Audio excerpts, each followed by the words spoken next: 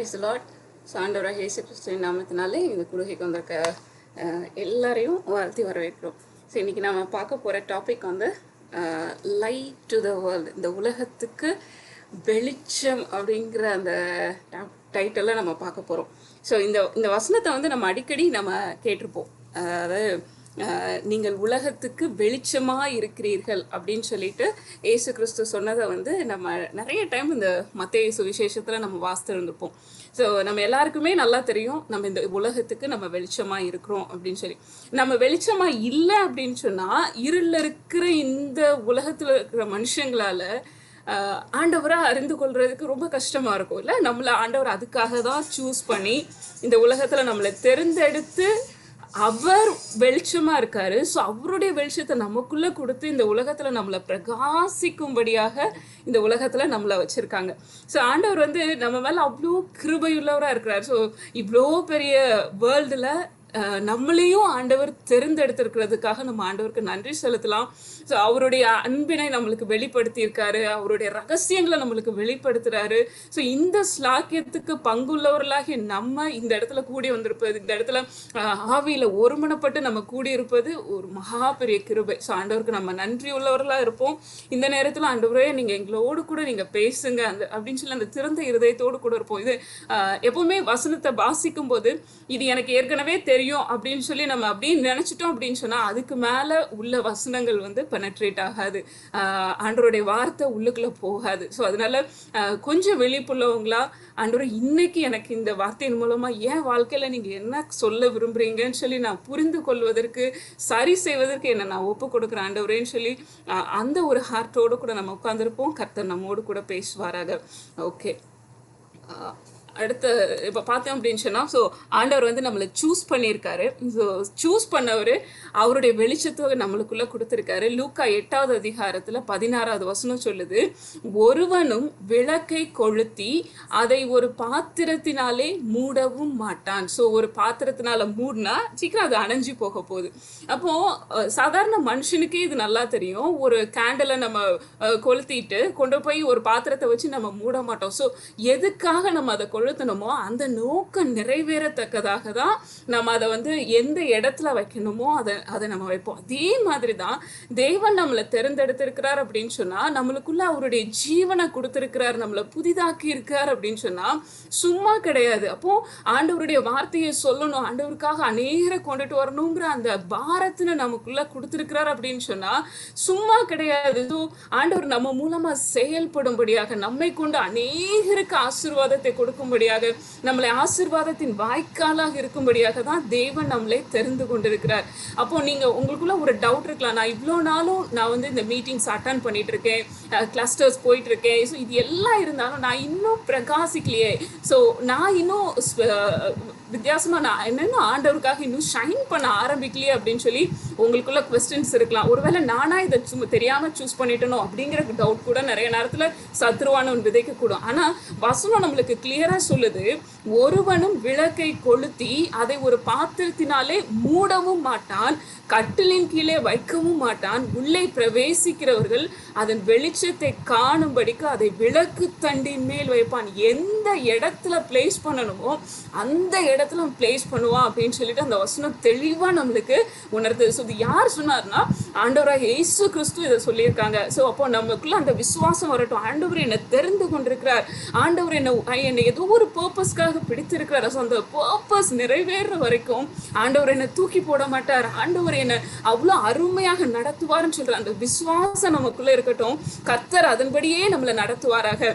So பிலிப்பியர் 2வது அதிகாரத்தில் நீங்க பார்த்தீங்கன்னா 14, 15, 16 வசனங்கள்ல பவுல் சொல்றாரு, நான் வீணாக ஓடினதும் வீணாக பிரயாசப்பட்டதும் இல்லை என்கிற மகிழ்ச்சி கிறிஸ்துவின் நாளில் எனக்கு உண்டாயிருப்பதற்கு ஜீவ வசனத்தை பிடித்து கொண்டு உலகத்திலே சுடர்களை போல பிரகாசிக்கிற நீங்கள் எப்படி இருக்கணுமா, கோணலும் மாறுபாடுமான சந்ததியின் நடுவிலே குற்றமற்றவர்களும் கபடற்றவர்களும் தேவனுடைய மாசற்ற பிள்ளைகளுமா இருக்கும்படிக்கு எல்லாவற்றையும் முறுமுறுப்பில்லாமலும் தர்க்கிப்பில்லாமலும் செய்யுங்கள் அந்த வசனம் சொல்லுது. அப்போ உலகத்துல நம்ம சுடர்களை போல நம்ம பிரகாசிக்கணும் அப்படின்னு சொன்னா நம்ம ஜீவ வசனத்தை பிடித்து கொள்ளணும். ஜீவ வசனத்தை பிடித்து கொள்ளாம என்னுடைய சொந்த முயற்சியில நான் செய்திருவேன்னு சொல்லி நம்ம ஓடணும் அப்படின்னு சொன்னா நம்மளால ஷைன் பண்ண முடியாது. அந்த வசனம் ரொம்ப அழகா 15வது வசனம் சொல்லுது, கோணலும் மாறுபாடுமான சந்ததியின் நடுவில். ஸோ இந்த உலகத்தை நம்ம ஏறிட்டு பார்த்தோம் அப்படின்னு சொன்னா பயங்கர மோசமா தான் இருக்கு. ஸோ அந்த இடத்துல தான் ஆண்டவர் நம்மளை எப்படி இருக்கணும்னு சொல்லி சூஸ் பண்ணியிருக்காருன்னா குற்றமற்றவர்களா இருக்கும்படியாக்கு, கபடற்றவர்களா இருக்கும்படிக்கு, தேவனுடைய மாசற்ற பிள்ளைகளா இருக்கும்படிக்கு நம்மளை சூஸ் பண்ணி எடுத்திருக்காங்க. அப்போ சத்ருவானவன் நம்மளை இப்போ ஆண்டவர் சூஸ் பண்ணி எடுத்துட்டாரு அப்படின்னு சொல்லி சொன்ன உடனே அவன் ஒதுங்கி ஓடிட போறது கிடையாது. ஒவ்வொரு நாளும் நமக்கு நிறைய டெம்டேஷன்ஸை கொண்டுட்டு வரும். ஒவ்வொரு நாளும் எப்படியாவது இந்த வெளிச்சத்தை மங்க வைக்கணும்னு சொல்லி நிறைய வழிகள்ல பிரயாசப்படுவோம். அதனாலதான் ஆண்டவர் நம்மளுக்கு ரொம்ப தெளிவா பேதுரு மூலமா எழுதி கொடுத்திருக்காரு, உங்கள் எதிராளியாகிய பிசாசானவன். அப்ப அந்த எதிராளி ரொம்ப வேகமா, நம்ம எந்த அளவுக்கு செயல்படுறோமோ தெரியல, ஆனா அவன் ரொம்ப துரிதமா செயல்படுவான். ஒவ்வொரு நாளும் அந்த வெளிச்சத்தை மங்க வைக்கிறதுக்கு பல வழிகள்ல முயற்சி செய்வான். ஸோ இப்படி ஆண்டவர் சூஸ் பண்ணின ஒரு பர்சன், ஆண்டவருடைய நாமத்தின் மகிமைக்காக சூஸ் பண்ணப்பட்ட ஒரு பர்சன், சூஸ் பண்ணுறதுங்கிற விட அவனுடைய பிறப்பே ஒரு அதிசயமா. ரொம்ப வருஷமா அவங்க அப்பா அம்மாவுக்கு குழந்தை இல்லை, ஆனா ஆண்டவர் ஒரு நோக்கத்தோடு கூட ஒரு குழந்தையை கொண்டுட்டு வராரு. அந்த மனிதனுடைய வாழ்க்கையில ஆண்டவர் அவனை கொண்டு பல காரியங்களை செய்யணும்னு சொல்லி திட்டம் வச்சிருந்தாலும் சத்ரு அவனை எவ்வளோ தந்திரமா வீழ்த்தினான்னு சொல்லிட்டு நம்ம இன்னைக்கு பார்க்க போறோம். ஸோ நம்ம வசனத்துல பார்த்தோம் அப்படின்னு சொன்னா நம்முடைய கண்ணு தான் சரீரத்தின் விளக்கா இருக்கு அப்படின்னு சொல்லி வசனம் தெளிவா சொல்லுது. லூக்கா 11வது அதிகாரம் 34வது வசனத்துல கண்ணானது சரீரத்தின் விளக்கா இருக்கிறது. உன் கண் தெளிவா இருந்துச்சுன்னா உன் சரீரம் முழுவதும் எப்படி இருக்கும்? வெளிச்சமா இருக்கும். ஆனா உன் கண் கெட்டதாயிடுச்சுன்னா உன் சரீரம் முழுவதும் இருளா இருக்கும். அதனால உன்னில் உள்ள வெளிச்சம் இருளாகாதபடிக்கு எச்சரிக்கையா இரு அப்படின்னு சொல்லிட்டு ஒரு எச்சரிப்பின் வசனமா அந்த வார்த்தை நம்ம மத்தியில கடந்து வருது. ஸோ இப்படி எச்சரிப்போடு இந்த கூட வசனம் இந்த வருது அப்படின்னு சொன்னா பழைய ஏற்பாட்டுல அந்த கண்ணுனால விழுந்து போன ஒரு மனுஷனை நம்மளுக்கு நல்லா தெரியும், சிம்சோன். ஸோ சிம்சோனோட வாழ்க்கையில பார்த்தீங்கன்னா அவன் கர்த்தருடைய ஆவி அவன் மீது பலமா இறங்கும் போதெல்லாம் பெரிய காரியங்களை செய்யறாரு. ஒரு கழுதியோட தாடை எலும்ப வச்சு 1000 பேர் அடிச்சிடுறாரு. ஸோ நரியோட வால்ல எல்லாம் நரிகளை பிடிச்சி கட்டி வால்ல தீ பந்தத்தை வச்சு அனுப்பி விடுறாரு. ஸோ இந்த மாதிரி பயங்கரமான காரியங்களை செய்த ஒரு மனுஷன் தான். அவனுடைய வாழ்க்கையில தேவன் அவன் மீது இறங்கி வரும்போது பலத்த கிரியை செய்யறாரு. அவரை எதுக்காக ஆண்டவர் சூஸ் பண்ணார் அப்படின்னு சொன்னா நியாயாதிபதிகள் 13வது அதிகாரம் 5வது வசனத்துல சொல்லுது, நீ கர்ப்பம் திறந்து ஒரு குமாரனை பெறுவாய். அவங்க அம்மா கிட்ட கர்த்தருடைய தூதன் சொல்றாரு, நீ கர்ப்பம் தரித்து ஒரு குமாரனை பெறுவாய், அவன் தலையின் மேல் சவரகன் கத்தி படலாகாது, அந்த பிள்ளை பிறந்தது முதல் தேவனுக்கென்று நசரேயனாய் இருப்பான். ஸோ அவன் லைஃப் ஆண்டவர் தனியாக சூஸ் பண்ணி எடுத்திருக்காரு. இப்போ நம்ம இங்கே எல்லாரும் கூடியிருக்கோம், இந்த மீட்டிங்கில் உட்காந்துருக்கோம். நம்மளே ஆண்டவர் அப்படிதான் என்ன பண்ணுறாரு, தேவனுக்கென்று அவருக்கென்று பிரித்து எடுத்திருக்கிறார். ஸோ அவனோட வேலை என்னது, அவனை எதுக்காக ஆண்டவர் பிரித்து எடுத்தார் அப்படின்னு சொன்னால் அவன் இஸ்ரவேலை பெலிஸ்தரின் கைக்கு நீங்களாக்கி ரட்சிக்க தொடங்குவான். அப்போ பெலிஸ்தரோட கைக்கு அவங்கள நீங்களாக்கி விடுதலையாக்கணும். ஸோ அந்த பெலிஸ்தர்கள் கிட்ட இஸ்ரவேல் மக்கள் அடிமைகளாக இருக்காங்க, அவங்க கையிலிருந்து அவங்கள ரட்சிக்கணும். இன்னைக்கு நம்மளும் சத்துருவின் கையிலிருந்து ஒரு பெரிய கூட்டத்தை விடுதலை பண்ணும்படியாக தான் தேவன் நம்மளை சூஸ் பண்ணியிருக்காரு. ஆனா இந்த சாம்சனோட வாழ்க்கையில நம்ம பார்த்தோம் அப்படின்னு சொன்னா அவன் கண்ணு ரொம்ப அதாவது மோசமான ஒரு கண்ணை நினைக்கிறேன். ஸோ அவர் கர்த்தருடைய ஆவியானவர் இறங்குறாரு, பலத்த கிரியை செய்யறாரு. ஆனா அவருடைய கண்ணை அவரால் கண்ட்ரோல் பண்ணவே முடியல. அவங்க பார்த்தீங்க அப்படின்னு சொன்னா நியாயாதிபதிகள் 14வது அதிகாரம் 2லேருந்து 7வது வசனம் வரைக்கும் பார்த்தீங்க அப்படின்னு சொன்னா அந்த வசனம் சொல்லுது, 2வது வசனத்துல அவன் போய் திம்னாத்துல போய் ஒரு பெண்ணை பார்த்துட்டு வராரு. வந்துட்டு அவங்க அப்பா அம்மாட்ட சொல்றாரு, நான் திம்னாத்திலே பெலிஸ்தரின் குமாரத்திகள்ல ஒரு பெண்ணை கண்டேன். ஸோ அவன் அவனை ஆண்டவர் சூஸ் பண்ண பர்பஸை விட அவன் தன்னுடைய டிசைரை, தன்னுடைய ஆசையை நிறைவேற்றி கொள்றதுல தான் ரொம்ப மும்முரமா செயல்படுறதை நம்ம பார்க்குறோம். ஸோ அங்கே ஒரு பெண்ணை நான் கண்டேன், அவளை எனக்கு கொள்ள வேண்டும் என்று. அப்போ அவங்க அம்மா அப்பா சொல்றாங்க, நீ விருத்த சேதனை இல்லாத பெலிஸ்தர்கிட்ட போய் ஒரு பொண்ணை ஏன் பார்த்த? நம்மளுடைய சகோதரர் குமாரத்திகள்ல நம்மளுடைய ஜனத்துல ஒரு பொண்ணு கிடைக்கலையா அப்படின்னு சொல்லும்போது அவங்க அம்மாக்கு அவன் சொல்றான், அவள் என் கண்ணுக்கு பிரியமானவள், என் பார்வைக்கு அவளை ரொம்ப பிடிச்சிருக்கு, அவளையே எனக்கு கொள்ள வேண்டும் என்றான், அவ தான் எனக்கு வேணும் அப்படின்னு சொல்றான். 7வது வசனத்துல நீங்க பாத்தீங்கன்னா, அவன் போய் அந்த பெண்ணோட பேசினான், அவள் சிம்சோனின் கண்ணுக்கு பிரியமா இருந்தாள். அவன் ஹார்ட்டுக்கு பிரியமா இருந்தாளா என்னன்னு தெரியல, ஆனா வசனம் ரொம்ப தெளிவா சொல்லியிருக்கு, அவள் சிம்சோனின் கண்ணுக்கு பிரியமா இருந்தாள். ஸோ ஒருவேளை சிம்சோனோட லைஃப்ல அவன் ஒரு கேர்ள்ஸை பார்க்கும்போது அவன் விழுந்து விழுந்து போறதை நம்ம பார்க்குறோம். ஸோ நம்மளோட லைஃப்ல நம்ம எதை பார்க்கும்போது தடான்னு விழுந்துடுறோம், எந்த விஷயம் நம்மள சீக்கிரத்தில் ஆண்டவருடைய பிரசன்னத்தை விட்டு தள்ளிட்டு போகுது அப்படின்னு நம்ம கொஞ்சம் ஆராய்ந்து பார்ப்போம், கொஞ்சம் நிதானித்து பார்ப்போம். ஆண்டவரே, உங்களுடைய சமூகத்தில் நான் உட்காரக்கூடாதபடிக்கு எந்த விஷயம் என்னை தடை பண்ணிகிட்டே இருக்கு? ஆண்டவரே, நான் உமக்காக ஷைன் பண்ண முடியாதபடிக்கு, நீர் எனக்குன்னு வச்சிருக்க அந்த பர்பஸை நிறைவேற்றக்கூடாதபடிக்கு எந்த விஷயம் என்னை புல் டவுன் பண்ணுது அப்படின்னு நம்ம எல்லாமே கொஞ்சம் ஆராய்ந்து பார்ப்போம். ஸோ அதுக்கப்புறம் நீங்கள் பார்த்தீங்கன்னா 16வது வசனம் 17 21வது வசனங்களில் நீங்கள் பார்த்தீங்கன்னா, ஸோ அந்த பொண்ணோட சாப்டர் நீங்கள் அப்படியே ரீட் பண்ணி பார்த்தீங்கன்னா கொஞ்சம் முடிஞ்சு போயிடும். ஆனால் அதுக்கப்புறம் இன்னொரு வேசியின் இடத்துல போகிறான். ஸோ அந்த சாப்டரும் க்ளோஸ் ஆயிடுது. ரெண்டு லேடிஸை கிராஸ் பண்ணி வரான். 3ஆவதாக ஒரு லேடிகிட்ட போகிறான், தெலிலால் அப்படின்னு ஒரு பொண்ணு.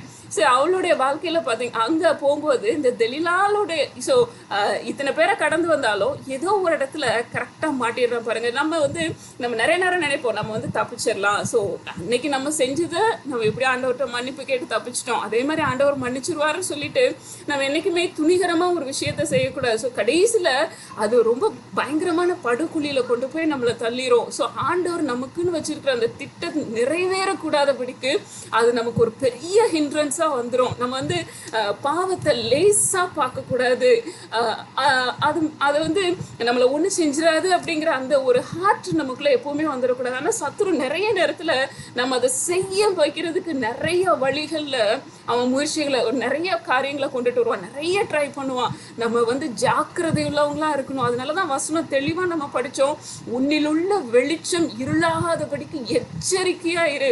ஸோ காட் உனக்குள்ள ஒரு பெரிய கிருபையை கொடுத்துருக்கிறாரு.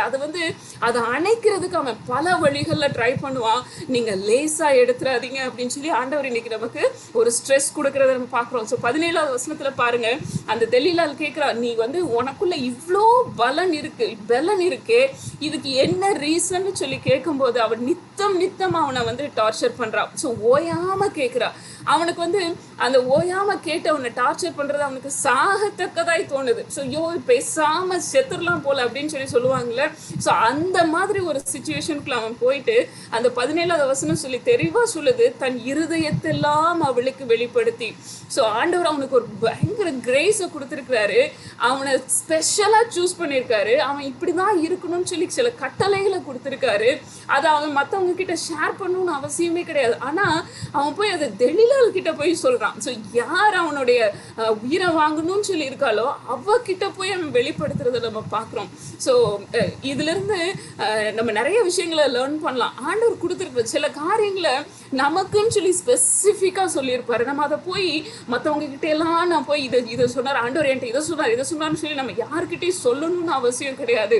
அதை வெளிப்படையா நீங்க போய் எல்லாருக்கிட்டையும் சொல்லும் பொழுது ஒருவேளை அது நம்ம விழுந்து போறதுக்கு அது ஒரு சான்ஸா கூட அமைஞ்சிடும். ஸோ நம்ம ரொம்ப கேர்ஃபுல்லா இருக்கும். நீங்க பாருங்க, சாம்சன் சொல்றான், தன்னுடைய இருதயத்தை எல்லாம் அவளுக்கு வெளிப்படுத்தி, சவரகன் கத்தி என் தலையின் மேல் படவில்லை, நான் என் தாயின் கற்பத்தில் பிறந்தது முதல் தேவனுக்கென்று நஸ்ரேயனானவன். அவனுக்கு நல்லா தெரியுது, நான் தேவனுக்கென்று நஸ்ரேயனானவன். என் தலை சிரைக்கப்பட்டால் என் பலம் என்னை விட்டு போம், அதனாலே நான் பலட்சியமாகி மற்ற எல்லா மனுஷரை போலும் ஆவேன் என்று அவளிடத்துல சொன்னான்.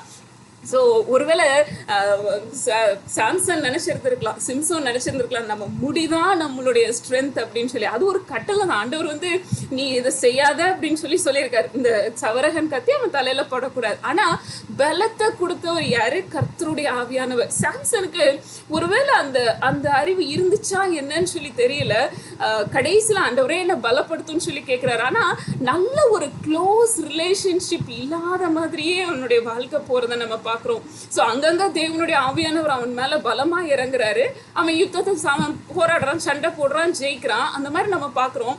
ஆனால் தேவனோடு கூட நல்ல ஒரு நெருங்கின தொடர்பு இருந்துச்சா அப்படின்னு சொல்லி பார்த்தா அது நம்மளுக்கு பைபிளில் அப்படி ரெக்கார்ட்ஸ் எதுவுமே இல்லை. ஸோ ஆண்டவர் இன்னைக்கு நம்மளுக்கு சொல்கிறது, இந்த உலகத்தை நம்ம ஜெயிக்கணும் அப்படின்னு சொல்லி சொன்னால் நம்ம தேவனோடு கூட நம்ம நெருங்கி நடக்கணும். அப்போ தான் சத்ருவின் தந்திரங்களை நம்மளால் சரியாக ஐடென்டிஃபை பண்ண முடியும். இல்லைன்னு சொல்லி சொன்னால் சாம்சனோட நிலைமை மாதிரி தான் நம்மளுடைய நிலைமையும் மாறி போகணும்னு சொல்லிட்டு இன்னைக்கு ஆவியானவர் நம்மளுக்கு ஒரு எச்சரிப்பை கொடுக்குறாரு. 21வது வசனத்தில் பாருங்க, பெலிஸ்தர் அவனை பிடித்து அவன் கண்களை பிடுங்கி, எந்த கண்ணை வச்சுட்டு அவன் எனக்கு இந்த பொண்ணை பிடிச்சிருக்குன்னு சொல்லி அந்த கண்களாலேயே பார்த்துட்டு போனானோ, கரெக்டா அந்த பெலிஸ்தர் என்ன செய்யறாங்க, கண்களை பிடுங்குறாங்க. நம்ம எந்த பார்ட்டை பிசாசுக்கு நம்ம இடம் கொடுத்து வச்சிருக்கிறோமோ அந்த பார்ட் அவன் உரிமை கொண்டாடுவான். மறந்து போயிடக்கூடாது. நம்முடைய சரீரம் தேவனுடைய ஆலயம். தேவனுடைய ஆலயத்தை ஒருவன் கெடுத்தால் தேவன் அவனை கெடுப்பார்னு சொல்லி நம்ம வேதத்துல பார்க்கிறோம். அப்போ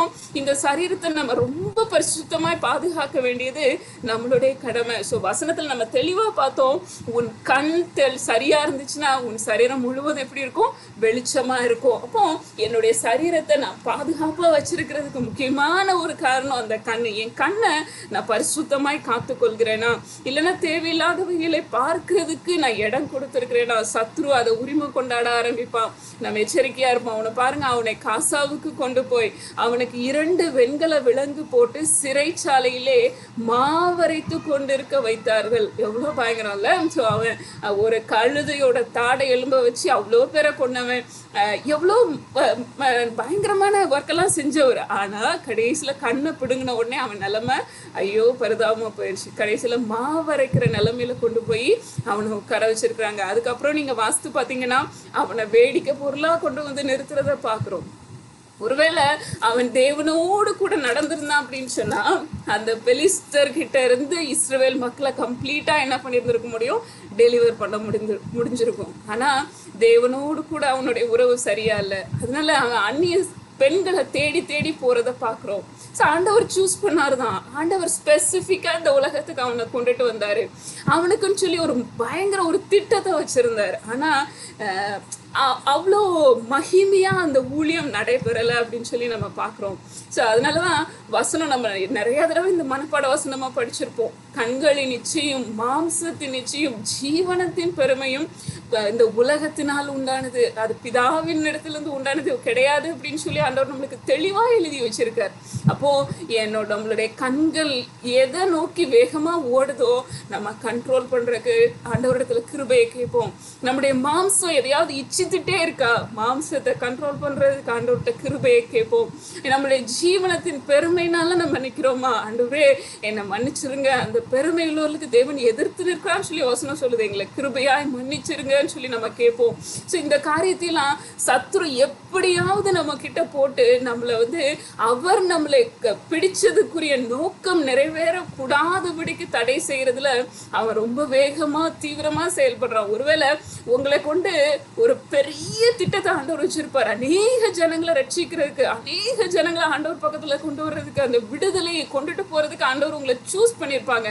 ஆனா சத்ரு உங்களுக்குள்ள இப்படிப்பட்ட காரியங்களை போட்டு அந்த வெளிச்சம் பிரகாசிக்க கூடாதபடிக்கு தடை செய்யறதுல அவன் ரொம்ப வேகமா செயல்படுறான். ஸோ நம்ம எச்சரிக்கையா இருப்போம். ஆனா நம்ம தப்பிக்கிறதுக்கு ஒரே ஒரு வழிதான் உண்டு. என்ன தெரியுமா, நம்ம ஜீவ வசனத்தை பிடித்து கொண்டு, அதுதான் பிலிப்பியர்ல நம்ம படிச்சோம், ஜீவ வசனத்தை பிடித்து கொண்டு உலகத்திலே சுடர்களை போல பிரகாசிக்கிற நீங்கள் அந்த வசனத்தை பிடிச்சிட்டு ஆண்டவரே எங்களுக்கு கிருபை பாராட்டுங்கன்னு சொல்லி நம்ம அந்த வசனத்தை பிடித்து கொண்டு ஆண்டவரோடு கூட நெருங்கி ஜீவித்து நம்ம போனா மாத்திரம்தான் இந்த உலகத்தை நம்ம ஜெயிக்க முடியும். இல்லைன்னு சொன்னா நம்மளுடைய வெளிச்சம் கொஞ்சம் கொஞ்சமா மங்க ஆரம்பிச்சிரும். ஸோ ஆண்டவர் கிருபையாய் நம்மளை அந்த மாதிரி வெளிச்சம் மங்கி போகாதபடி காத்து கொள்வாராக.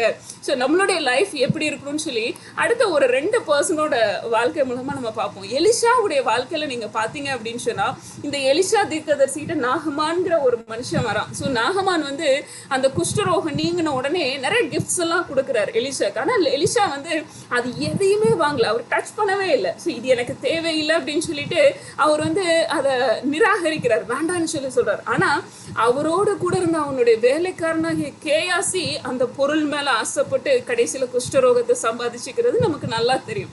ஏன் எலிசா வந்து அந்த அந்த பொருள் மேல அவருடைய ஈடுபாடு இல்லை அப்படின்னு சொன்னா, அவனுடைய ஹார்ட்டும் அவனுடைய பார்வையும் எப்பவுமே அந்த பரலோகத்தை குறித்த, ஸோ அந்த அந்த மகிமையான தேவன் மேலேயே அவனுடைய கண்கள் இருந்ததை நம்ம கண்டுபிடிக்க முடியும். எப்படி சொல்றேன் அப்படின்னு சொன்னா, 2 ராஜாக்கள் 5வது அதிகாரம் 15-16 வசனங்கள்ல நீங்க பாத்தீங்க அப்படின்னு சொன்னா, எலிஷாவோட லைஃப்ல நீங்க பாத்தீங்கன்னா சீரியால இருந்து எலிஷாவை பிடிச்சிட்டு போறதுக்கு ஆட்கள் வராங்க, அதாவது இஸ்ரவேல் தேசத்துக்கு ஆட்கள் வராங்க. அப்போ காலையில எலிஷாவுடைய வேலைக்காரன் எழும்பி பார்க்கறான். பார்க்கும்போது ஃபுல்லா அந்த மலையை சுத்தி ராணுவங்கள் நிக்கிறத பார்க்கறான். பார்த்த உடனே இவனுக்கு பயங்கர பயம் வந்துருச்சு. ஐயோ, நம்மளை பிடிச்சிட்டு போக போறாங்களே அப்படின்னு சொல்லி அவன் பயந்து போய் எலிஷா கிட்ட சொல்லும் போது எலிஷா வந்து பயப்படவே இல்லை. ரொம்ப அழகா ஒரு வசனம் சொல்லு, அந்த வார்த்தை சொல்லும். அது வசனத்தை நான் வாசிக்கிறேன். அப்பொழுது 15வது வசனத்தை வாசிக்கிறேன். தேவனுடைய மனுஷனில் வேலைக்காரன் அதிகாலமே எழுந்து வெளியே புறப்படுகையில் இதோ இராணுவமும் குதிரைகளும் ரதங்களும் பட்டணத்தை சுற்றி கொண்டிருக்க கண்டான். அப்பொழுது வேலைக்காரன் அவனை நோக்கி, ஐயோ என் ஆண்டவனே, என்ன செய்வோம் என்றான். அதுக்கு எலிசா சொல்றாரு, பயப்படாதே, அவர்களோடு இருக்கிறவர்களை பார்க்கிலும் நம்மோடு இருக்கிறவர்கள் அதிகம் அப்படின்னு சொல்லி சொல்றாரு. அவருக்கு அந்த வேலைக்காரனுக்கு அது புரிஞ்சிருக்கவே செய்யாது. ஸோ என்ன சொல்றாரு அப்படின்னு சொல்லி அவனை யோசித்திருந்திருக்கவே மாட்டான். ஸோ நீங்க பாத்தீங்க அப்படின்னு சொன்னா அந்த வேலைக்காரனுக்கு வந்து என்ன நடக்குதுன்னே தெரியல. எலிசா எப்படி இவ்வளவு தைரியமா இருக்காரு? அப்ப எலிசா வந்து அந்த வேலைக்காரனுக்காக ஒரு காரியத்தை செய்யறாரு. 17வது வசனத்துல, அப்பொழுது எலிசா விண்ணப்பம் பண்ணி, கர்த்தாவே, இவன் பார்க்கும்படி இவன் கண்களை திறந்தருளும் என்றான். உடனே கர்த்தர் அந்த வேலைக்காரன் கண்களை திறந்தார். இதோ எலிசாவை சுற்றிலும் அக்கினிமயமான குதிரைகளாலும் ரதங்களாலும் அந்த மலை நிறைந்திருக்கிறதை அவன் கண்டான். ஸோ இங்க வேலைக்காரனுடைய கண்களை திறந்த உடனே அங்க பாக்குறான், அக்கினிமயமான குதிரைகளும் ரதங்களும் அந்த மலையை சுற்றி நிறைஞ்சு இருக்கிறத அவன் பாக்குறான். ஆனா இது வரைக்கும் அவனுக்கு அப்படி ஒரு விஷன் கிடைக்கவே இல்லை. ஆனா எலிஷாக்கு நல்லா தெரியும், அவனுடைய ஹார்ட் எப்பவுமே தேவனோடு கூட ஐக்கியப்பட்டிருந்துச்சு. அவனுடைய பார்வை இந்த உலகத்தின் பொருட்கள் மேலேயோ உலகத்தின் காரியங்கள் மேலேயோ ஈடுபாடு இருந்த மாதிரி தெரியல. அவன் கண்ணு அது மேல பதிக்கப்படவே இல்லை. அவன் இந்த மேலான காரியத்தையே அவர் நோக்கி பார்த்து கொண்டே இருந்திருக்காரு எலிஷா. ஸோ எலிஷாவுடைய இருதயம் வந்து எப்பொழுதும் தேவனோடு கூட ஐக்கியப்பட்டிருந்துச்சு. அதனாலதான் இங்க அந்த வேலைக்காரன் பதறும் போதும் எலிஷா பதறவே இல்லை. ஆண்டவரே, இவன் கண்களை திறந்துடலுங்கன்னு சொல்லும் போது ஆண்டவர் அவனுடைய கண்களை திறக்கிறார். அந்த ஆவிக்குரிய கண்களை திறந்த உடனே பார்க்குறான், அந்த சுத்தியும் அந்த மலையை சுற்றிலும் அக்கினிமயமான ரதங்களும் குதிரைகளும் நிக்கிறத பார்க்குறோம். ஸோ இது எலிஷாக்கு மட்டும்தான் இந்த கிருபை ஆண்டவர் கொடுப்பாரா அப்படின்னு சொன்னா இல்ல, நமக்கும் தேவன் கொடுப்பார். நம்மை சுற்றிலும் அக்கினிமயமான ரதங்களும் குதிரைகளும் இருக்கும். சத்ருவானவன் நம்மள, அதாவது ஆண்டவரை மீறி நம்ம கிட்ட வர முடியாது. ஆனா எப்போ வர முடியும் அப்படின்னு சொன்னா, சிம்சோனை போல எனக்கு இது பிரியமானது, எனக்கு இது ரொம்ப பிடிச்சிருக்குன்னு சொல்லி நம்மளுடைய ஓன் டிசையர்ஸை ஃபுல்ஃபில் பண்றதுக்கு நம்ம போனோம் அப்படின்னு சொன்னா நம்மளே பிசாசுக்கு என்ன செய்யறோம், வழியை உண்டு பண்ணி கொடுக்குறோம். இங்க பாருங்க, எலிசாவை சுற்றிலும் இருந்த அதே காரியம் நம்மை சுற்றிலும் உண்டு. தேவன் ஒவ்வொரு மனுஷனை சுற்றிலும் அவனுக்குன்னு சொல்லி ஒரு பாதுகாப்பு வச்சிருக்காரு. ஸோ சத்ரு அவ்வளவு லேஸ்ல வந்து நம்மளை ஒன்றும் பண்ண முடியாது. அவருடைய பெர்மிஷன் இல்லாம அவனால நம்மளை தொட முடியாது. ஸோ எலிசாவுடைய தேவன் இன்னைக்கு நம்மளோடு கூட இருக்கிறார். எலிசாவோடு கூட இருந்து அற்புதங்களை செய்தாரா, நம்மோடும் கூட இருந்து செய்ய முடியும். என்ன, நானும் நீங்களும் தேவனோடு கூட சரியான அந்த உறவுல இருக்கணும். அதுதான் ஆண்டவர் நம்மகிட்ட எதிர்பார்க்கிற விஷயம். இன்னொரு மனுஷரை குறித்து நம்ம பார்ப்போம், யோவான் ஸ்நானகன். ஸோ இந்த யோவான் ஸ்நானனுடைய வாழ்க்கையில நீங்க பாத்தீங்க அப்படின்னு சொன்னா அவனை பத்தி இயேசு கிறிஸ்து சொல்றாரு. 35வது வசனம், யோவான் எழுதின சுவிசேஷம் 5வது அதிகாரம் 35வது வசனத்துல, அவன் எரிந்து பிரகாசிக்கிற விளக்காய் இருந்தான். ஸோ இயேசு கிறிஸ்து சொல்றாங்க, நீ எரிந்து பிரகாசிக்கிற விளக்கு. ஸோ எரிந்து பிரகாசிக்கிற விளக்கு அப்படின்னு சொன்னா அவரோட லைஃப் எப்படி இருந்துச்சு அப்படின்னு சொல்லி நீங்கள் பார்த்தீங்க அப்படின்னா யோவான் 1:20 அவர் எங்கேயுமே தன்னை மேன்மைப்படுத்தின மாதிரியே நம்ம பார்க்க முடியாது. ஸோ அங்கே வசனம் தெளிவாக சொல்லுது.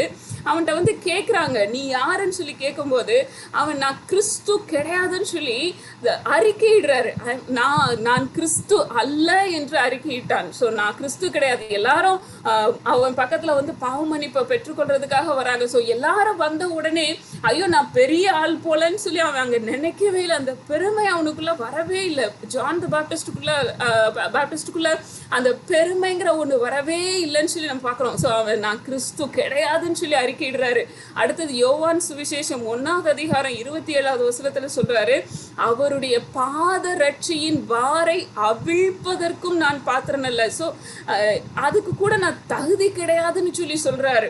ஸோ அவர் வந்து தன்னை மேன்மை பாராட்டலை. நான் வந்து மனுஷங்களை மனம் திரும்புதலுக்கு அழைச்சிருக்கேன், பரலோக ராஜ்யத்தை பற்றி நான் சொல்கிறேன்னு சொல்லிட்டு அவருக்குள்ள அந்த ப்ரைடு வரவே இல்லை. ஸோ ரொம்ப ஹம்பிளா எனக்கு பின்னாடி ஒருத்தர் வராரு, அவர் என்னிலும் வல்லவர், அவரையே அவர் மகிமைப்படுத்தினதை நம்ம பார்க்குறோம். அவர் சொல்றாரு, நான் அவரோட பாதரட்சியின் வாரை அவிழ்க்கிறதுக்கும் நான் பாத்திரன் கிடையாது அப்படின்னு சொல்லி சொல்றாரு. அதே மாதிரி யோவான் 3:27 நீங்க பார்த்தீங்கன்னா யோவான் சொல்றாரு, பரலோகத்தில் எல்லாரும் வந்து சொல்றாங்க, அவரோட சீஷர்கள்லாம் சொல்றாங்க, அந்த சைட்ல யோவான் கிட்ட வந்து சொல்றாங்க, நீங்க ஞானஸ்நானம் கொடுத்தீங்க, உங்களை போல இன்னொருத்தரும் கொடுக்குறாரு அப்படின்னு சொல்லி அவர்கிட்ட நிறைய பேர் போறாங்க அப்படின்னு சொல்லி சொன்ன உடனே யோவான் உடனே பதறி, என்ன இன்னொருத்தர்கிட்ட கூட்டம் போகுதா, அப்போ நம்ம கிட்ட கூட்டம் வராம போயிடுமான்னு சொல்லி எல்லாம் டென்ஷனே ஆகல. ரொம்ப அழகா தெளிவா இருக்காரு. பரலோகத்திலிருந்து ஒருவனுக்கு கொடுக்கப்பட்டால் ஒழிய அவன் ஒன்றையும் பெற்றுக்கொள்ள மாட்டான். ஸோ அவருக்கு வந்து நல்ல கிளியரா அவருக்கு புரியுது, ஹெவன்ல இருந்து ஒருத்தருக்கு அருளப்படலை அப்படின்னு சொன்னா அவன் ஒன்றையும் பெற்றுக்கொள்ள மாட்டான் அப்படின்னு சொல்லி. ஸோ நமக்குள்ள அந்த பதட்டம் வருதா, நம்மளை விட்டுட்டு யாராவது போயிடுவாங்களோன்னு சொல்லி பதட்டம் வருதா? நம்ம பதட்டப்படவே வேண்டாம்.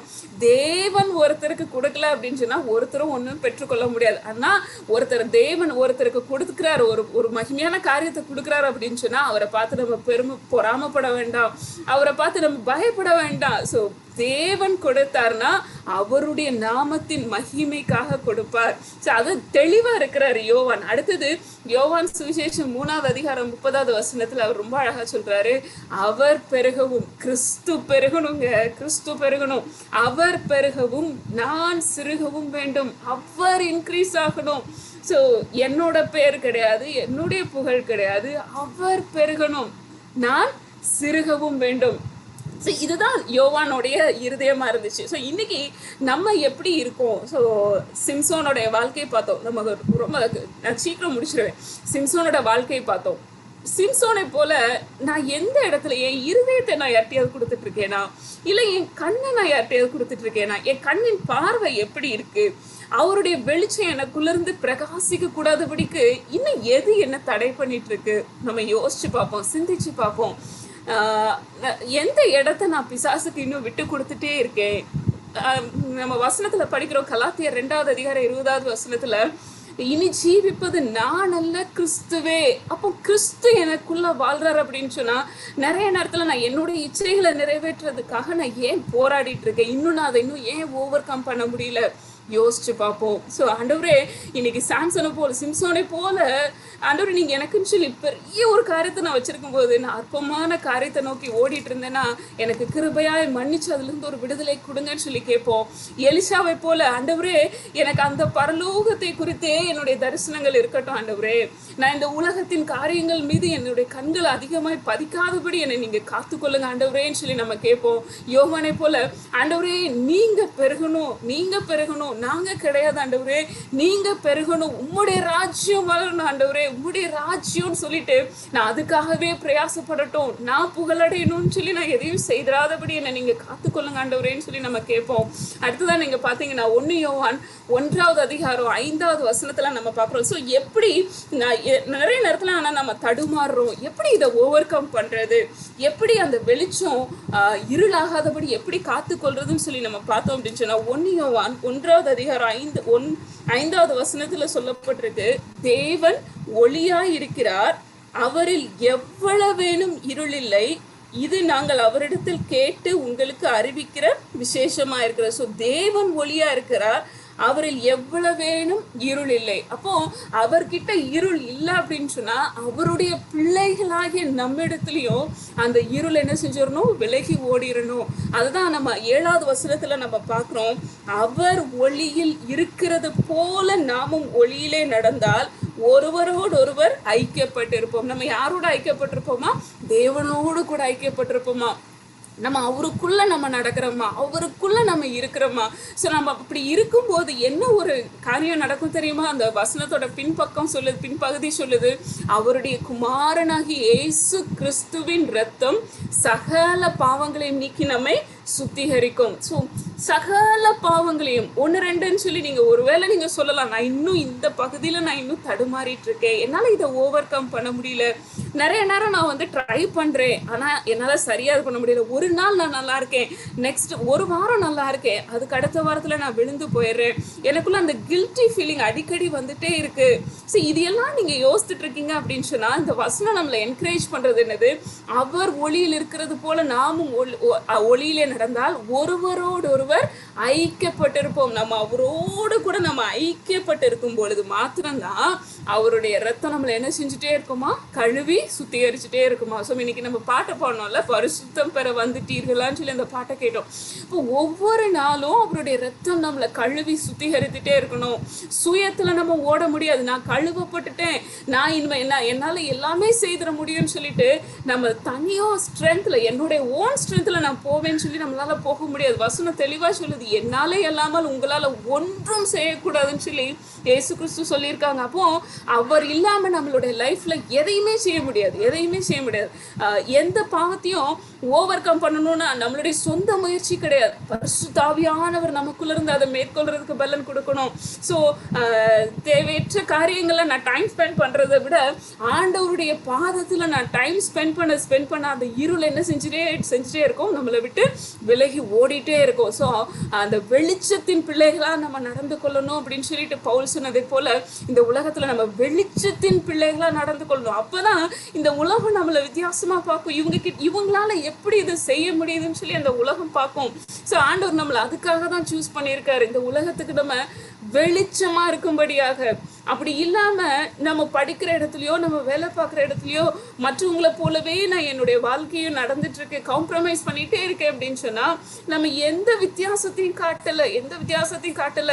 அப்போ ஆண்டவர் அவங்க எப்படி அறிந்து கொள்ள முடியும், கிறிஸ்துவை எப்படி அவங்க அறிந்து கொள்ள முடியும்?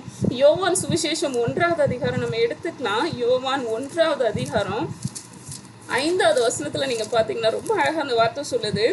5வது வசனத்துல 4வது வசனமும் 5வது வசனமும் நான் வாசிக்கிறேன். 4வது வசனம், அவருக்குள் ஜீவன் இருந்தது, அந்த ஜீவன் மனுஷருக்கு ஒளியா இருந்தது, அந்த ஒளி இருளிலே பிரகாசிக்கிறது, இருளானது அதை பற்றி கொள்ளவில்லைங்க. பாருங்க, இயேசு கிறிஸ்துவோட லைஃப்பை பத்தி பார்க்குறோம். அவர் தான் நம்மளுக்கு ஜீவனா இருக்காரு, நம்மளுக்கு ஒளியா இருக்கிறார். அந்த ஜீவன் நமக்கு ஒளியா இருக்கு. 5வது வசனத்துல அந்த ஒளி இருளிலே பிரகாசிக்கிறது. அப்போ நம்ம பிரகாசிக்கிறோமா? நம்மளை சுற்றி இருக்கிறவங்களுக்கு முன்னாடி நம்ம எப்படி நம்மளுடைய வாழ்க்கை காணப்படுது? வெளிச்சமாய் காணப்படுதா? இல்லைன்னா நம்மளை பார்த்துட்டு எல்லாரும் நம்மளை போலதான் இருக்காங்கன்னு சொல்லிட்டு அவங்க சொல்லிட்டு போற மாதிரி இருக்கா? யோசிச்சு பார்ப்போம். அந்த வசனம் ரொம்ப அழகா சொல்லுது, அந்த ஒளி இருளிலே பிரகாசிக்கிறது, இருளானது அதை பற்றி கொள்ளவில்லை. அப்போ நானும் நீங்களும் ரோமர் 8வது அதிகாரத்துல பார்க்குறோம் அவருடைய பிள்ளை அப்படின்னு சொல்லி. அப்போ குமாரனாகிய இயேசு கிறிஸ்து தேவனுடைய பிள்ளை, அவருக்குள்ள இருள் இல்லை, அவருக்குள்ள வெளிச்சம் இருக்குன்னா உங்களை என்னையும் அவரோடு கூட இணைத்து கொண்டிருக்காரு. அப்போ நம்மளுக்குள்ளேயும் என்ன செய்யக்கூடாதா? இருள் இருக்கக்கூடாது. அப்போ அவரோடு கூட நம்ம ஐக்கியப்பட்டிருந்தோம்னா, கிறிஸ்துவோடு கூட நம்முடைய ஐக்கியம் இருந்துச்சுன்னா, அனுதினமும் அவரோடு கூட நம்ம வாழ்ந்துட்டு இருந்தோம் அப்படின்னு சொன்னா நம்மளுடைய வாழ்க்கையில இருக்கிற அந்த இருளெல்லாம் போய் நம்மளுடைய வாழ்க்கை எப்படி மாறிடும்? வெளிச்சமா மாறிடும். அப்போ நம்ம உலகத்துக்கு வெளிச்சமா இருக்க முடியும். ஸோ உங்க மூலமா தேவனுடைய நாமம் மகிமைப்படும். ஸோ நம்ம நீங்கள் போகிற இடத்துல, நீங்கள் இருக்கிற இடத்துல உங்களை தேடி வருவாங்க.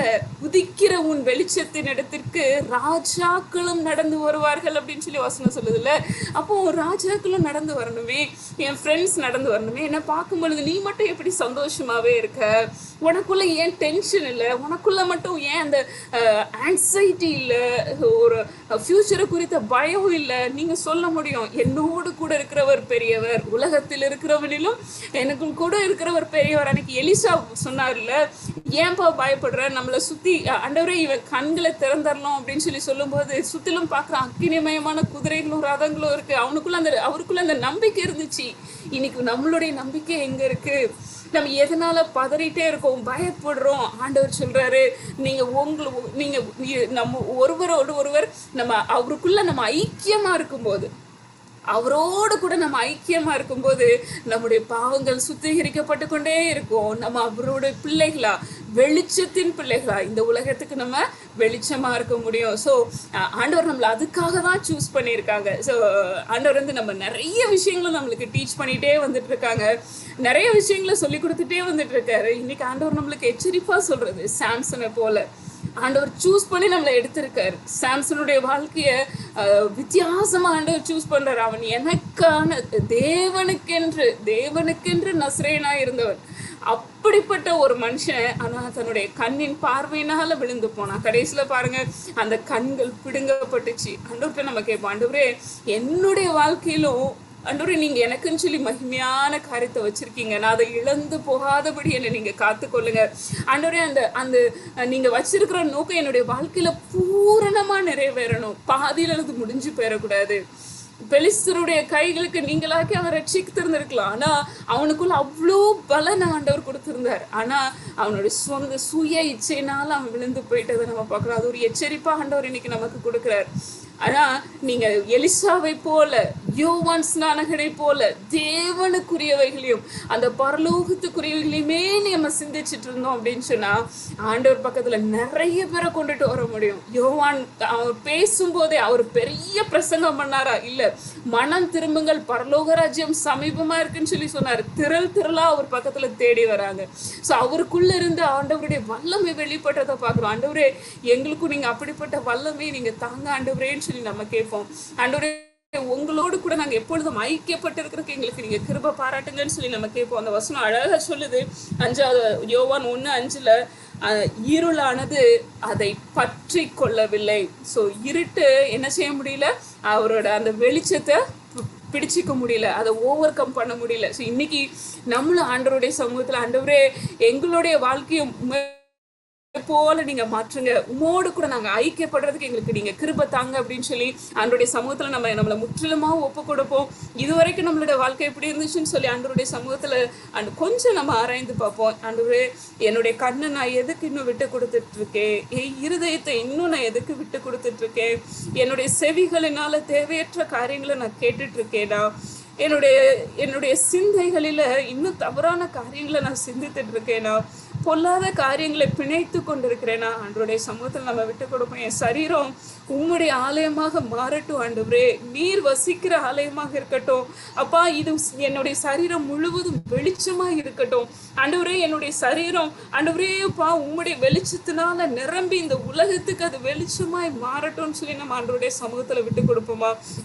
எல்லாரும் கண்களை மூடுவோம். ஆண்டவருடைய பாதத்தில், ஆண்டவரே எங்களுக்கு நீங்கள் கிருபை பாராட்டுங்கன்னு சொல்லி கேட்போம். பரிசுத்த ஆவியானவரே எங்களுக்கு நீங்கள் உதவி செய்யுங்கன்னு சொல்லி கேட்போம். எங்களால் நிறைய நேரத்தில் ஓவர் கம் பண்ண முடியல, இந்த உலகம் எங்களை மேற்கொள்றதை நாங்கள் பார்க்குறோம், எங்களுக்கு நீங்கள் கிருபை பாராட்டுங்கன்னு சொல்லி நம்ம கேட்போம். ஆண்டவருடைய சமூகத்தில், ஆண்டவரே சாம்சனை போல நிலைமை எனக்கு வேண்டாம் ஆண்டவரே, எலிசாவை போல அப்பா, உங்களை போல ஜீசஸ் இயேசு கிறிஸ்துவை போல ஆண்டவரே, யோவான் ஸ்நானகனை போல எங்களுடைய வாழ்க்கை வெளிச்சமாக இருக்கட்டும்னு சொல்லி ஆண்டவருடைய பாதத்தில் நம்ம கமிட் பண்ணுவோம். ஸ்தோத்திர கர்த்தாவே, துதிக்கிறோம், ஸ்தோத்தரிக்கிறோம் ஆண்டவரே. இந்த நல்ல நேரத்திலும் அப்பா நீங்க எங்களை உலகத்துக்கு வெளிச்சமா இருக்கும்படியாக நீங்க தெரிந்து கொண்டிருக்கீங்க. ஆண்டவரே இது எவ்வளவு பெரிய ஸ்லாக்கியம் கர்த்தாவே. அப்பா நீங்க தெரிந்து கொண்ட தேவன், எங்களுக்குள்ளாக உங்களுடைய ஜீவனை கொடுத்த தேவன். ஆண்டவரே நீங்க மரக்காலினால ஆண்டவரே அப்பா நீங்க ஆண்டவரே ஒரு பாத்திரத்தினால மூடுறது கிடையாது. ஆண்டவரே நீங்க கட்டிலின் கீழே நீங்க வைக்க போறது கிடையாது. ஆண்டவரே நீங்க விளக்கு தண்டின் மேல எங்களை வைக்கும்படியாக நீங்க தெரிந்து கொண்ட தேவன் ராஜா. ஆனா நாங்க எங்களுடைய சுய இச்சைகளினால சுயங்களினால ஆண்டவரே அந்த வெளிச்சத்தை அவிழ்த்து போடாதபடிக்கு எங்களை நீங்க காத்துக்கொள்ளும்படியா நாங்கள் ஜெபிக்கிறோம். ஆண்டவரே பவுல் சொன்னதை போல இனி நான் அல்ல கிறிஸ்துவே என்று சொல்லி ஆண்டவரே அந்த ஒரு வசனம் எங்களை நாங்கள் ஆண்டவரே ஒவ்வொரு நாளும் அறிக்கையிட்டு ஆண்டவரே நீர் எங்களுக்குள்ள வாழ்றதுக்கு ஆண்டவரே நாங்கள் எங்களை முழுமையாக விட்டு கொடுக்கறதுக்கு எங்களுக்கு நீங்க உதவி செய்யுங்கப்பா. ஆண்டவரே வசனத்துல சொல்லப்பட்டதை போல ஆண்டவரே நாங்கள் உம்மோடு கூட ஐக்கியப்பட்டு இருக்க எங்களுக்கு நீங்க உதவி செய்யுங்க. ஆண்டவரே ஐக்கியப்பட்டு இருக்கும் பொழுது ஆண்டவரே உம்முடைய குமாரனுடைய இரத்தம் ஆண்டவரே எங்களுக்குள்ளாக இருக்கிற அசுத்தங்களை தினமும் கழுவி கொண்டே இருக்குமே கர்த்தாவே. அப்பா கரை திரை அற்றவர்களா இந்த உலகத்துல வாழ எங்களை நீர் தெரிந்து கொண்டதற்காக ஸ்தோத்திரம். ஆண்டவரே உம்முடைய நாமத்தை எங்கள் மூலமாய் நீர் மகிமைப்படுத்தும்படியாக தெரிந்து கொண்டதற்காக உமக்கு ஸ்தோத்திரம்.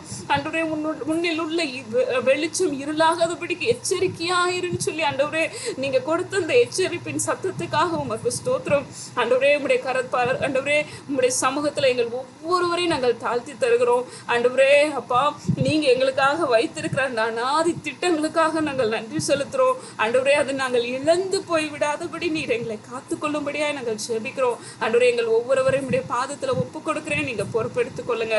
ஆண்டவரே உடைய சமூகம் எங்களோடு கூட இருந்து எப்பொழுதும் வழி நடத்தட்டும், காத்துக்கொள்ளும் வழி நடத்தும். இரட்சகராகிய இயேசு கிறிஸ்துவின் நாமத்தினால கேட்கிறோம் எங்கள் ஜீவனுள்ள நல்ல தகப்பனே, ஆமென். நம்ம எல்லாரும் சேர்ந்து நாம் சொல்லுவோம். என் ஆத்மாவே கர்த்தரை ஸ்தோத்திரி, என் முழு உள்ளமே அவருடைய பரிசுத்த நாமத்தை ஸ்தோத்திரி. என் ஆத்மாவே கர்த்தரை ஸ்தோத்திரி, கர்த்தர் செய்த சகல உபகாரங்களையும் மறவாதே.